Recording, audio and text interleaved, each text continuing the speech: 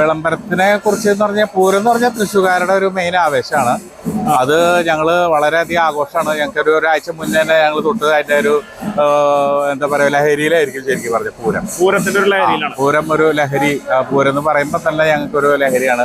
പിന്നെ എന്താ വെച്ചാൽ തൃശ്ശൂർ ഞങ്ങൾ ജനിച്ചു എന്ന് പറയുന്നതിൽ വലിയൊരു അഭിമാനമുണ്ട് ഞങ്ങൾക്ക്. കാരണം എന്താ വെച്ചാൽ തൃശ്ശൂർ വടക്കുന്നാഥൻ കാലത്ത് ഞങ്ങൾ എന്നും വന്ന് ഇവിടെ ഒക്കെ അടുത്തുള്ള ആളുകളാണ് ഞങ്ങൾ ഇവിടെ ഫ്രണ്ട്സുകളൊക്കെ.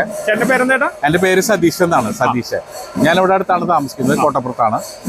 അപ്പൊ ഞങ്ങൾ കാലത്ത് നെയ്യഭിഷേകം തൊഴാൻ വരിക. അങ്ങനെ ഇവിടെ ഞങ്ങൾ എപ്പോഴും വടക്കുന്നാഥനെ സംബന്ധിച്ച് അപ്പൊ ഞങ്ങൾക്ക് പൂരം എന്ന് പറഞ്ഞു കഴിഞ്ഞാൽ ഒരു അതിയായ ആവേശമാണ്. നമ്മളിപ്പോ എറണാകുളം ശിവകുമാറാണല്ലോ നമ്മളിപ്പോ പൂരവിളംബരം ചെയ്യണത്. നമ്മള് ഈ രാമൻ വന്നു തുടങ്ങിയപ്പോഴും ഈ ശിവകുമാർ വന്നപ്പോഴും നമ്മളുടെ വ്യത്യാസം എന്തെങ്കിലും ചേർന്ന് തോന്നുന്നുണ്ടോ? അതായത് എന്താ പറഞ്ഞത്, നമ്മുടെ തെച്ചിക്കോട്ട് രാമേന്ദ്രൻ വരിക എന്ന് പറഞ്ഞു കഴിഞ്ഞാൽ അത് കംപ്ലീറ്റ് ഒരു ശരിക്കും പൂരത്തിന്റെ അന്ന് അത്രയധികം ജനങ്ങളാണ് ഇവിടെ ഉണ്ടാവുക. അപ്പൊ ആ ഒരു ഉത്സാഹം ചിലപ്പോൾ ആ തെച്ചിക്കോട്ട് രാമേന്ദ്രൻ വരുന്ന അത്ര ജനങ്ങൾ വന്നില്ല എന്ന് വരാനുള്ള ഒരു ഇതുണ്ട്. അത്രയ്ക്ക് അങ്ങോട്ട് ഇല്ല. പക്ഷെ രാമേന്ദ്രനാണെന്നുണ്ടെങ്കിൽ ഭയങ്കര ഒരു രാമേന്ദ്രനാണ് തൃശ്ശൂർ പൂരത്തിനെ കുറച്ചുകൂടി പിന്നെ ആളുകളിലേക്ക് എത്തിക്കാനും പിന്നെ ജനങ്ങൾ ഒരു പ്രത്യേക ഒരു ആവേശമായിരിക്കും. ഇവിടെ തലേദിവസം തന്നെ വന്ന് ആളുകൾ ഇവിടെ കാവൽ നിൽക്കുന്ന ഒരു കാഴ്ച കാണാറുണ്ട്. ഇപ്രാവശ്യം പൂരത്തിന് രാമൻ വരുന്നു എന്ന് പറയുമ്പോൾ ഒരു സന്തോഷമല്ലേ നമുക്ക്?